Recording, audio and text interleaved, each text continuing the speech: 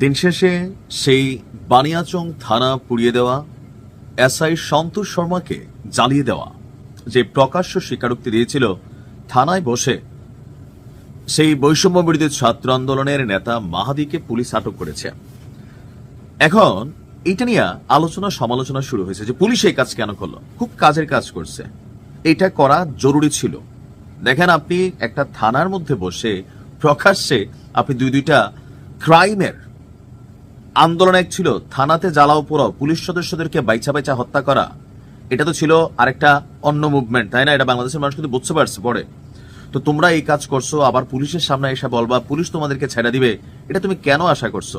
মানে ৭১ সালে মুক্তিযোদ্ধারা দেশ স্বাধীন করছে, তো এখন মুক্তিযোদ্ধা হয়ে সে কোনো মার্ডার করবে, কোনো ক্রাইম করবে, পুলিশ তো রাজাকার ছিল না, তাই না? যে ওই মুহূর্তে তো পুলিশের বিষয়টা এরকম ছিল না যে আপনি পুলিশ মারলে এটা জায়েজ করছে রাষ্ট্র, আর এটাকে কোনো আইনে এস্টাবলিশ করা যাবে? তবে মজার বিষয় হচ্ছে, আমি যখন নিউজটা করছি তখন হবিগঞ্জ থানা ঘেরাও করেছে বৈষম্য বিরোধী ছাত্র আন্দোলনের যারা সেই এলাকার যারা কর্মী এবং সমর্থক আছেন। হবিগঞ্জ থানাকে প্রোটেকশন দিতে আমরা সেখানে সেনাবাহিনীর উপস্থিতি দেখছি। এটাও কি বাড়াবাড়ি না? অবশ্যই বাড়াবাড়ি। আপনাকে আইনের ভেতর থাকতে হবে। অনেকে এখনো বোঝে নাই দিন শেষে যে প্রত্যেকেই বাটে পড়বে, কারণ আপনি হুট করে এসে একটা ঘটনা ঘটাই দিতে পারবেন, কিন্তু এর পরবর্তীতে দিন শেষে যে অ্যাকশনগুলো আপনার বিরুদ্ধে হবে সেটাকে আপনি নিতে পারবেন। প্রথম আলো ডেইলি স্টারে হামলা চালাইছে, একজনের কি এই মুহূর্তে রক্ষা হইতেছে? প্রত্যেককে ধরবে ভাই, এটাই হচ্ছে বাস্তবতা। ৫ই আগস্টের আগে পরে পুলিশ সদস্যদেরকে যারা ভিকটিম বানাইয়া ঘটনা ঘটাইছেন, আপনাদের প্রত্যেকের কিন্তু বিচার হবে। এটা আপনারা এখনো বোঝেন নাই, কারণ এটা পুলিশ কমিউনিটির একটা প্রতিশোধের ইস্যু হোক, রক্তক্ষরণের ইস্যু হোক, এটা কিন্তু হয়েছে।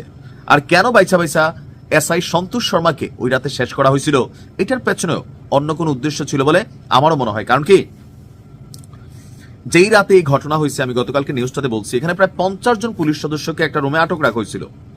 সবাইকে বের করে দিয়ে বেছে বেছে এসআই সন্তোষ শর্মা তাকেই কেন টার্গেট করা হলো? পেছনে কি উদ্দেশ্য ছিল?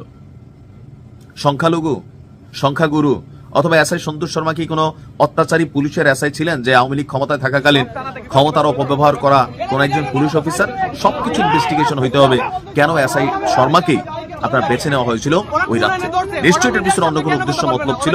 হইতে পারে এসআই সন্তোষ শর্মা একজন অত্যাচারী পুলিশ অফিসার ছিল, ক্ষমতার অপব্যবহার করছে দলের সাথে লেয়াজুরাইকা, অথবা অন্য কোনো উদ্দেশ্যে এসআই সন্তোষ শর্মাকে টার্গেট করা হয়েছিল।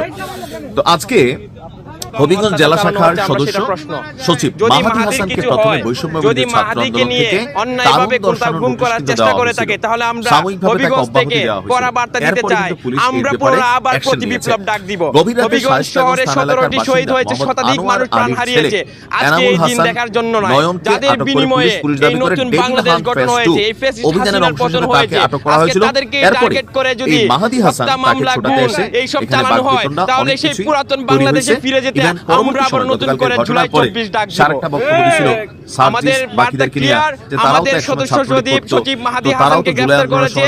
যদি তাকে গ্রেফতার করতে হয়, তার আইনি ভিত্তি কি তা আগে প্রশাসনকে ক্লিয়ার করতে হবে, এবং তাকে কোথায় রাখা হচ্ছে সেটা আমাদের কাছে ক্লিয়ার ভাবে জানাতে হবে। যদি তারা আমাদেরকে কোথায় রাখা হচ্ছে সেটিও না জানায়, এবং কোন কারণে কোন মামলা তাকে গ্রেফতার করা হচ্ছে সেটাও পরিষ্কার না করে তারা ধরে নেব জুলাইকে কুক্ষিত করতে কোন একটি কুচক্রী মহলের উস্কানিতে তাকে গ্রেফতার করা হয়েছে, এবং এর পিছনে করবেন। কিন্তু কমিটিতে থাকার কারণে একটা ভালো ছেলেকে আপনি নিয়ে রাত্রেবেলা তুলে নিয়ে আসবেন, এখানেও পুলিশের কিন্তু একটু যাচাই বাছাই করা জরুরি।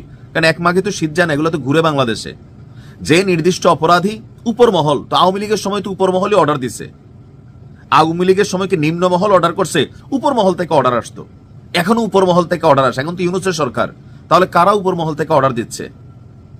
যে ছাত্রলীগ যুবলীগ আওয়ামী লীগ করছে, সন্ত্রাসী কর্মকাণ্ড করছে, মানুষের উপর অন্যায় অত্যাচার করছে, তার বিচার শতভাগ হওয়া উচিত। কিন্তু মামলা বাণিজ্যের জন্য একজনের নাম দিয়ে দেওয়া, একটা ভালো ছেলেকে, লোকাল এলাকার ভালো ছেলে ফাঁসাই দেওয়া, এগুলো তো আবার হইতে পারে না।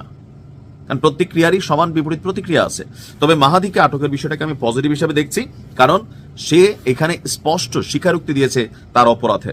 এখন কেউ কেউ বলছেন তাকে জিজ্ঞাসাবাদের জন্য থানায় নেওয়া হয়েছে, একটু পরে ছাইড়া দেওয়া হবে। কেউ কেউ বলছেন পরিস্থিতি খারাপ হইতে পারে, হবিগঞ্জে আজকে রাত্রে অনেক কিছু হইতে পারে, উত্তেজনা, টান টান পরিস্থিতি, দুই দিকে সেনাবাহিনী মোতায়েন, বিজিবি, পুলিশ, সবকিছু মিলে একটা হুলস্থুল কাণ্ড।